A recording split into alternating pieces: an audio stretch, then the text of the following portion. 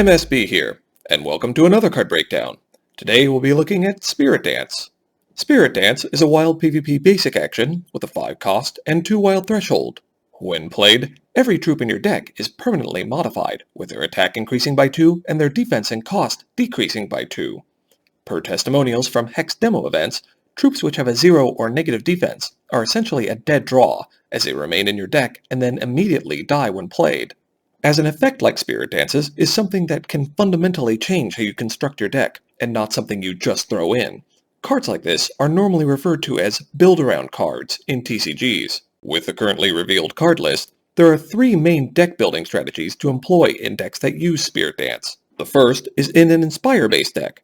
Unfortunately, all of the cards that currently grant the crucial plus defense Inspire effect to bring your troops up to positive numbers have a 2 or lower defense, making something like a Shrine of Prosperity necessary to try to get the ball rolling. You could plan on playing 0 or less defense cards and using Blessing the Fallen, but drawing and spending resources on dead cards is a terrible strategy, so focusing on getting a few live Inspire troops out first will be the primary challenge for this deck type.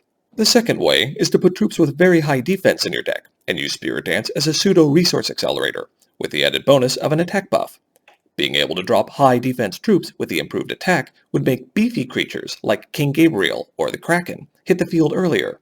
It's likely though that this will be the least efficient way to use Spirit Dance, as these cards will need low defense support troops or other resource acceleration, slowing down the speed and increasing the combo complexity. The third method is to use Spirit Dance with elusive troops that have a 3 or 4 defense. Being able to drop 2 or more cards in a turn, like the Corrupt Harvester and the Menacing Grolk, due to the reduced cost, can lead to some very quick turnarounds, and the lower defense wouldn't be as detrimental. Obviously though, this would leave you very vulnerable to mass troop damage effects like the Legionnaire of Gawain. Both the elusive and Inspire strategies work very well with Eye of Creation, as the low troop cost could make for some very potent troop bombs. And each of these strategies does have synergistic points of overlap. A card like Spirit Dance that modifies your entire deck in one shot just begs for the chance to be built into a game-winning combo in constructed PvP.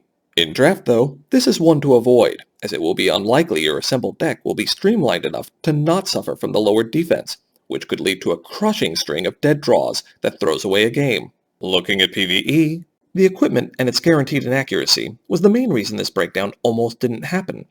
Looking at it from a conceptual standpoint instead of a literal one though, the gloves seem like a realistic effect for a legendary piece, adding an ability to your troops which can pump them when cards of a certain shard are played, although the amount or type of buff could vary, while the boots would likely be something far more simple, like a -1 casting cost on Spirit Dance. The helm effect almost looks too good to be true, as a +4 attack, -4 cost to all troops in your deck with no defense detriment is ridiculously good. This piece would definitely be a must-have if correct, but it could also just be a targeted effect on one card either in your deck or possibly hand.